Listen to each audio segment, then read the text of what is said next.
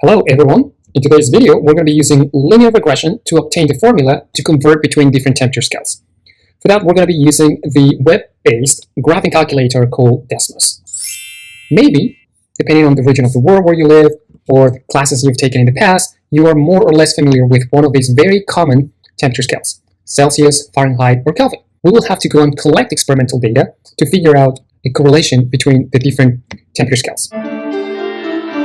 We're going to be doing a sweep of measurements to find a correlation between those two different temperature scales. Because at the end of the day, it doesn't matter what temperature scale you're using, you must be able to communicate with people who have a different scale, since we are measuring the same set of phenomena. So from lower to higher temperature, what will be the coldest temperature recorded on Earth, for example, in Antarctica? Or what is the property of a very common substance, water? And let's measure the normal fusion temperature of that substance. Let's move on to higher temperatures. Again, places that we consider hot. What will be the highest temperature ever recorded on the surface of the Earth, for example, in Death Valley, California? Moving up, higher temperatures. What about the temperature of food or beverages? To higher temperatures, again, something that we're very familiar with, use an intrinsic property of water, the normal boiling point. All this data collected, we can put it into a table. We can then use Celsius on the x-axis, Fahrenheit on the y-axis, and then we can create a plot, a visual tool that is going to help you find patterns, find certain correlations that are going to be rather difficult to catch if you just have a set of numbers on a list. That is what we call plot to learn. Don't shy away from your mathematical tools. Don't shy away from visualization tools, because they're going to be very important in order to help you find those patterns. If we were to plot the data that I showed you before, Celsius in the x-axis, Fahrenheit in the y-axis, you're going to find that immediately you can see that as Celsius goes up, Fahrenheit goes up. If Celsius goes down, Fahrenheit goes down. But more importantly, that this relationship seems to be linear. So the mathematical formula for that is going to be y equals a constant times my independent variable plus another constant. This constant is going to be the slope of the data, and this is going to be the intercept for that straight line. Now, something that is very important in the framework of plot to learn is the idea that this describes the relationship between two abstract x and y variables. And that relationship in principle can hold at any value of x or y. However, and this is a very subtle change, and I want you to pay attention to this, it's very important. In this particular case, we're not dealing with x and y, but we're dealing with parameters, in many cases, physical properties that we measure on a system. Then it's very important we do not write y and x, but we refer that to the variables of the system that we're measuring.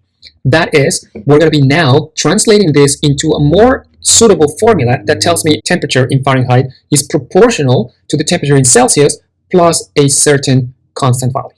Now, it's going to remind you that this relationship was obtained through means of experimental measurements. And so you will have to note that this formula or this relationship only holds within this interval of measurements. So what happens outside of that interval, you don't really know. You can always extrapolate, hoping that the relationship still holds. But you have to be mindful that this may not be always the case. In this particular example of temperatures, you may have heard about the absolute zero temperature, which in Celsius corresponds to minus 273.15 Celsius. So if you think about this, any temperature below that doesn't make physical sense. So your equation is restricted to certain intervals, first, that you have measured, and second, there is some physical restrictions that come directly from the analysis of the properties that you are doing. Okay, so with that, let's move on to plot the data. We can copy our data, Ctrl+C, and let's go to your favorite web browser, go to desmos.com calculator.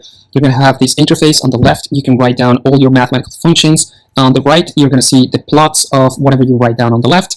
And as a matter of good practice, let's start with this at item. You have different options. Let's go with a note.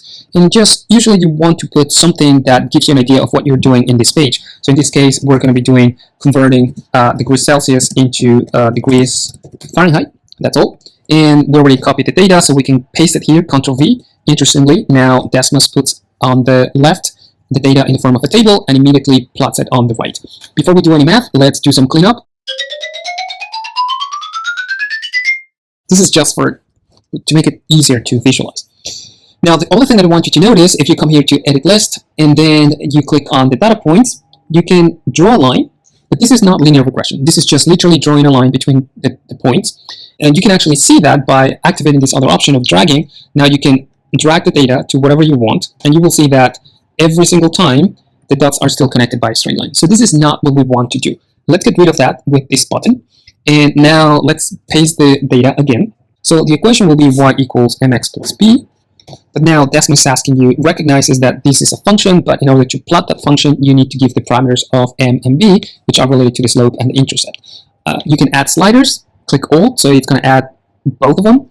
And then you can move around in order to plot different versions of your linear equation, depending on the values that you assign on the sliders. Now, the first one that it's very easy to get is b, since it's the value of the intercept. That means what is the value of y whenever x is 0? We already have it here, x0, y is equal to 32, so we can immediately just come here and edit it and type 32. So now you can see that that is a value that got picked up in here.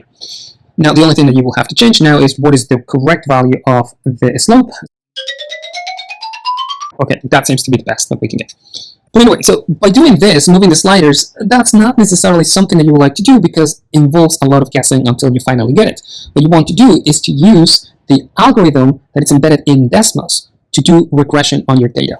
And with that, let me remind you of this framework of plotting to learn, where instead of using x and y, we said that we have to associate those with actual physical properties, physical measurements that we did on our system. So x is related to Celsius. Let's put something that refers to that. In y, we did Fahrenheit, so let's associate that variable with Fahrenheit. Now the model is still going to be that of a straight line, so we can rewrite this equation, y equals mx plus b, as Fahrenheit equals constant times c plus b. But now in terms of the syntax, in order to get regression, to tell Desmos that this is a regression, instead of using equals, we're going to use approximately equal to, and then Desmos understands, oh, you want me to do regression on these two variables, Fahrenheit and Celsius. Now it gives you results in terms of the correlation factor and the parameters m and b, that according to our model, m should be the slope, b should be the intercept. And also it calculates the residuals, that you have to pay attention to those. The main idea, broadly speaking, is that those values will have to be randomly distributed. For now, we're not going to worry about this for the purposes of this video. But make sure that you understand is the distinction between having this equation and this other equation with the actual variables associated with the measurements. Now, if I delete that, you can see that y equals mx plus b picks the values that were calculated from the linear regression for m and b, and then it plots right away my straight line. If I delete that and I go to my model, you will ask yourself, what is the difference? Well, the only difference is in terms of the interpretation that we give to these two equations. Now, this model, since this comes from experimental measurements, must be restricted only to that interval of measurements. In order to do that interval, we're going to be using the curly brackets in Desmos, and we have to say, well, this model has to be only taking into account what I actually did measure. So the interval of measurement is going to be from the lowest value to the highest value. Now, this is what we can trust for sure, that at least within this interval of values that we measure, the model is true, the model holds. This one here may give us an idea that if we wanted to extrapolate outside of that interval, we might use this other equation. But you have to be very careful with this, because the truth is you always have to take values outside of this interval with a grain of salt, and you might not necessarily trust that the same relationship holds outside of the values that you measure. Okay, then with these parameters that we obtained from linear regression, we can take those, and finally, let's go back and remember this is the generic equation. We can use that one to now substitute the values of the slope. We know that this one was 1.8 and the intercept was 32. We need to be careful about unit analysis. We need to make this compatible. If this is Fahrenheit on the left side, you must get Fahrenheit on the right hand side. So the first one, this element will have to be degrees Fahrenheit. This element in parentheses will have to be also degrees Fahrenheit, so they're compatible. But now remember the slope, the units for that will be the ratio between changes in degrees Fahrenheit with respect to changes in degrees Celsius. This is the equation that you should be using to convert from one temperature and the other. Now you can follow this same approach in order to get the relationship between any two different temperature scales. I'm going to stop here. Please let me know if you have any questions. I'll talk to you later.